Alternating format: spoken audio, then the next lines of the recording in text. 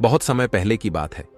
एक नगर में एक गरीब व्यक्ति रहता था और वह अकेला था। उसे बस 2 वक्त का भोजन ही जुटाना था और उसी के लिए वह हमेशा प्रयत्नशील रहता था। भोजन मिल जाने पर वह बहुत खुश हो जाता था। भोजन में थोड़ा सा मीठा मिल जाए तो उसकी खुशी का कोई ठिकाना ही नहीं रहता था। उसे तो बस इसी में आनंद आ रहा था। वह तो बस इतने में ही खुश था। उसे डर भी लगता था। रात में जब भी वह जंगल के रास्ते से निकलता तो उसे जंगली जानवरों का डर रहता। सांपों का डर रहता कि इस अंधेरी रात में कोई जहरीला सांप उसे काट ना ले, कोई जानवर उसे खा ना ले। इसलिए वह बड़ी सावधानी से आया और जाया करता था। अब यह जो डर है, इस व्यक्ति का यह एक वास्तविक डर है और यह डर हर प्रकार के कीड़े मकोड़े और जानवरों में भी होता है। आपने देखा होगा तो वे लोग अपना जीवन बचाने की हर मुमकिन कोशिश करते हैं, क्योंकि उन्हें भी अपना जीवन प्यारा होता है। उन्हें भी अपने जीवन को खोने का डर होता है, क्योंकि इसके बिना हर एक व्यक्ति जीवन से हाथ हो सकता है। वह व्यक्ति रात को जंगल से गुजर रहा था। रास्ते में उसे एक बड़ा थैला दिखाई दिया, जिसके भीतर से कुछ अजीब सी रोशनी आ रही थी। जब उसने उस थैले में झांक कर देखा तो उसने पाया कि उस थैले में बहुत सारे सोने की मुद्राएं भरी हुई थीं। उस सोने को देखने के बाद मानव भीतर से पूरी तरह से कांप गया। उसके चेहरे पर पसीना आने लगा। वह अत्यंत घबरा गया। उसने सोचा, इस रास्ते से अवश्य कोई ना कोई और आता ही होगा। इसीलिए उसने वह थैला उठाया और उसे लेकर घने जंगल की ओर भागने लगा, ताकि उस थैले को ढूंढता हुआ उसे कोई पकड़ ना ले। अब जो वास्तविक डर था उसे वह भूल चुका था और अब एक ऐसे डर के कब्ज में आ गया था जो वास्तविक नहीं था। उसे डर था कि कोई उसका थैला छीन ना ले। इसीलिए वह उस अंधेरे जंगल में खतरनाक रास्तों पर भागता चला गया, जहां जहरीले सांप और जंगली जानवरों का बहुत अधिक डर भी था। और अब सबसे बड़ी कमाल की बात तो यह थी कि अब उसे अपने जीवन का तनिक भी डर नहीं था, बल्कि उसे भय था कि उससे कोई वह सोने का थैला छीन ना ले। रात भर लगातार चलते चलते वह बहुत दूर एक नगर में जा पहुंचा और उसने अपना सारा सोना एक पेड़ के नीचे जमीन में गाड़ दिया, ताकि उसे कोई चुरा ना ले। और फिर वह नगर की ओर बढ़ चला। धीरे धीरे उसने उस नगर में अपना व्यापार आरंभ किया। उसने खूब मेहनत की और देखते देखते वह कुछ ही समय में उस नगर का सबसे बड़ा व्यापारी भी बन गया। अब बड़े बड़े अमीर लोग उसके मित्र बन चुके थे। उसने एक सुंदर युवती से शादी भी कर ली। सब कुछ अच्छा चल रहा था। उसके पास किसी चीज की कोई कमी नहीं थी, किंतु फिर भी मन ही मन वह खुश नहीं था। ऐसा प्रतीत होता था कि मानो उसके भीतर कोई डर है जो उसे भीतर ही भीतर खाए जा रहा है। उसके मन में अजीब अजीब प्रकार के विचार आते थे। कभी कभी वह यह सोचता था कि कहीं मेरा व्यापार बंद ना हो जाए, मेरी सुंदर पत्नी मुझे छोड़कर ना चली जाए, कहीं लोग उसका सम्मान करना ना छोड़ दें, कहीं वह बाकी सारे व्यापारियों से पीछे न रह जाए। वह हमेशा घमंड में रहता और लोगों से अड़ग बात किया करता। बाहर से तो वह ऐसा दिखाता था कि मानो वह बहुत खुश है, लेकिन अंदर ही अंदर वह एक बहुत बड़े डर के जाल में फंस चुका था।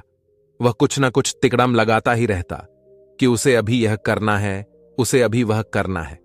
कहीं ऐसा हो गया तो वह क्या करेगा, कहीं वैसा हो गया तो वह क्या करेगा। वह हमेशा एक अनजाने से डर से परेशान रहता था। एक दिन वह दूसरे नगर की ओर जा रहा था।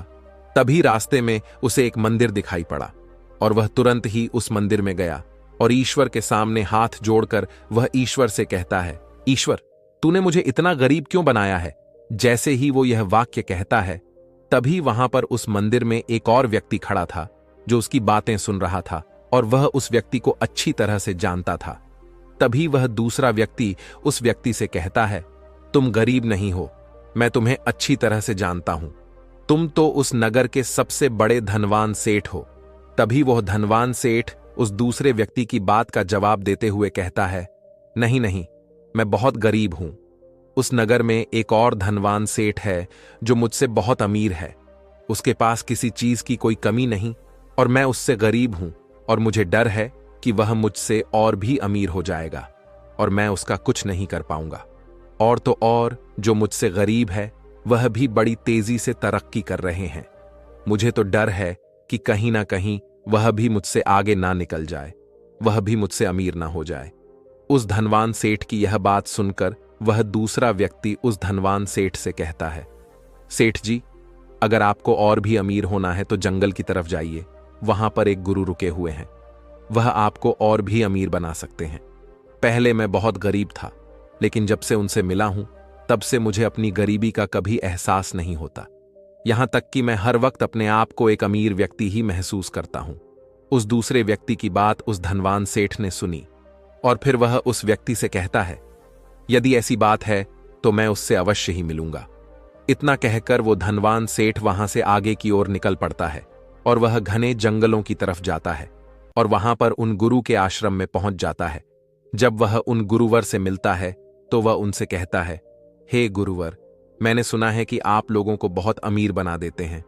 मैंने सुना है कि आप बहुत दयावान हैं, लोगों को अमीरी तक पहुंचाते हैं।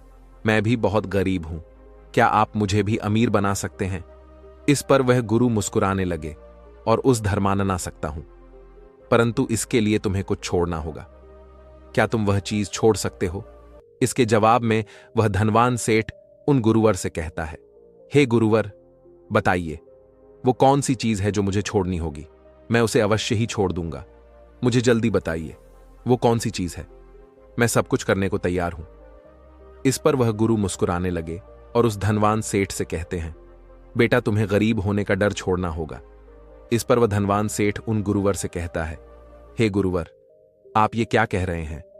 मुझे कुछ समझ नहीं आ रहा।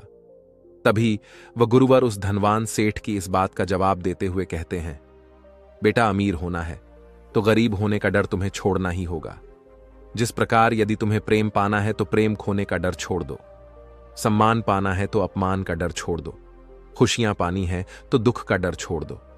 यह जो तुमने इतना सारा डर अपने कंधों पर उठा रखा है, इन सभी को जाने दो और आजाद हो जाओ, और तभी तुम वास्तविकता को देख पाओगे।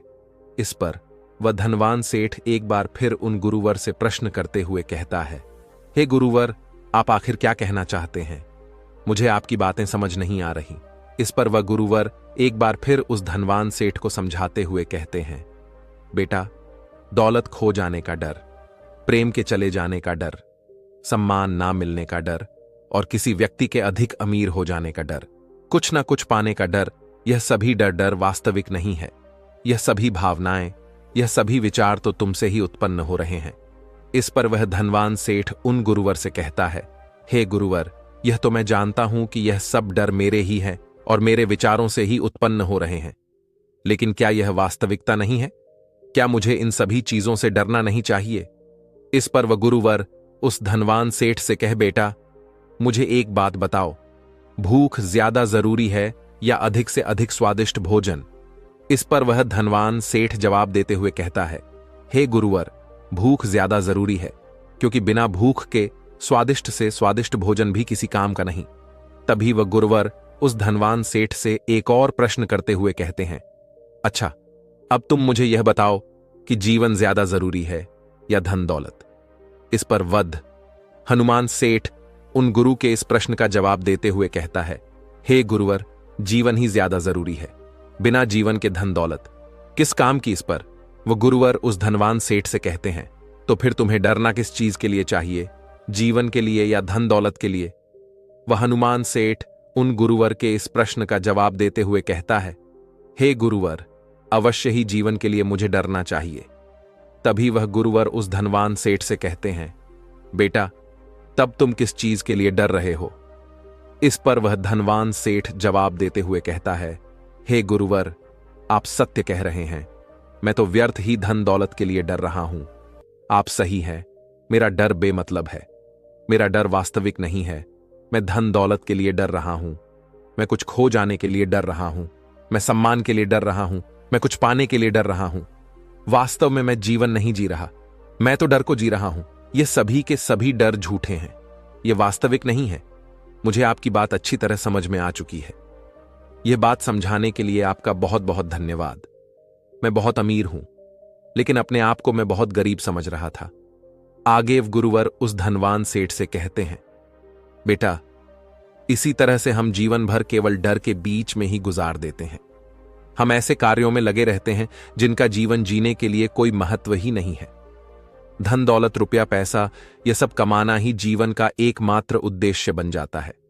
हम सब डरते रहते हैं कि कहीं कोई हमसे कुछ छीन ना ले, कहीं कोई हमसे कुछ मांग ना ले, हमारा कहीं कुछ खो ना जाए। हमने जो कुछ भी किया है कहीं वह किसी को पता ना चल जाए। इसी प्रकार के अनगिनत डर हम अपने जीवन में उठाए घूमते रहते हैं। इनका बोझ लिए हम यहाँ व दर बदर भटकते रहते हैं, जिस कारण हम कभी भी चैन से अपना जीवन नहीं जी पाते।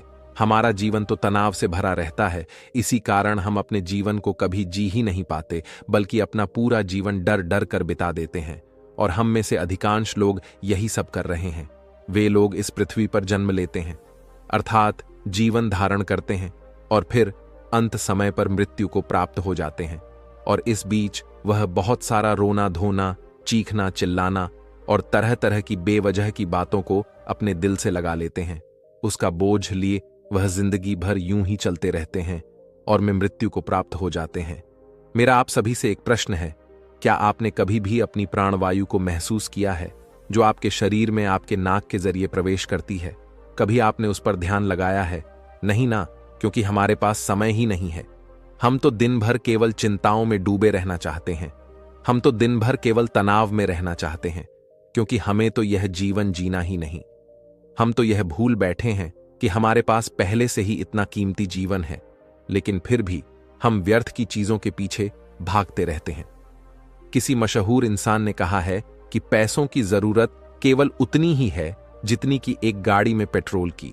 अगर आप अपने जीवन को जीने का नजरिया बदलते हैं तो अपने आप ही यह दुनिया आपको अच्छी नजर आने लगेगी। आपको किसी भी बेवजह की चीजों से डरने की कोई आवश्यकता नहीं पड़ेगी। अन्यथा यह दुनिया वैसे ही डरावनी है जैसे कि डर आपने अपने अंदर बना रखे हैं। इसलिए इन बेवजह की चीजों से डरना बंद कीजिए और अपने जीवन को खुलकर जिए, क्योंकि जो डर आपने उठा रखे हैं उनका कोई भी अर्थ नहीं है बे, सभी फिजूल के हैं। और यदि आप फिजूल में अपना यह कीमती जीवन व्यर्थ करना चाहते हैं तो शौक से कीजिए, इसके लिए आपको कोई नहीं रोकने वाला। किंतु मैं आपसे बस इतनी ही विनती करूंगा कि आज और अभी से उन सभी डर को अपने मन से, अपने कंधों से उतार फेंक, क्योंकि यह आपको कभी भी अपना जीवन जीने नहीं देंगे। मैं जानता हूं कि पैसा कमाना जरूरी है, लेकिन क्या उस पैसे के पीछे लगातार भागते रहना यह आपका जीवन है?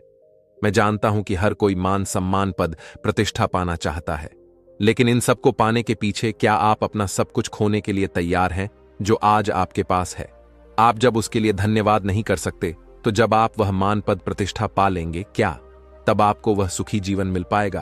क्या तब आप उसके लिए धन्यवाद कर पाएंगे? नहीं, क्योंकि जैसे ही आप वो मान, पद, प्रतिष्ठा पा लेंगे, आप किसी और डर के पीछे भागने लगेंगे। आपको यह डर हो जाएगा कि कहीं यह सम्मान, कहीं यह मान, कि कहीं पद प्रतिष्ठा हमसे छिन ना जाए, और फिर आप उस डर में अपना अधिकांश जीवन यूं ही व्यर्थ कर देंगे। इसलिए यदि आप यह सोचते हैं कि मैं आगे चलकर अपना जीवन खुशहाली तौर पर बिताऊं, तो इस भोल में कभी मत रहिएगा, क्योंकि जब आप आज अपना समय अच्छे से नहीं बिता रहे, आज जब खुशी खुशी अपना जीवन नहीं जी रहे, तो कल आप कभी भी अपना जीवन खुशहाली तौर पर नहीं जी पाएंगे। इसलिए हर एक पल को जीना सीखिए। हर एक पल बहुत कीमती है, हर एक पल बहुत किस्मत से मिलता है, बहुत नसीब वालों को मिलता है। यह जीवन जो ईश्वर ने आपको दिया है, यह बहुत कीमती है। इसकी कद्र कीजिए, इसका सम्मान कीजिए और ईश्वर को धन्यवाद कीजिए। इसी के साथ में उम्मीद है कि आपको आज की वीडियो जरूर पसंद आए।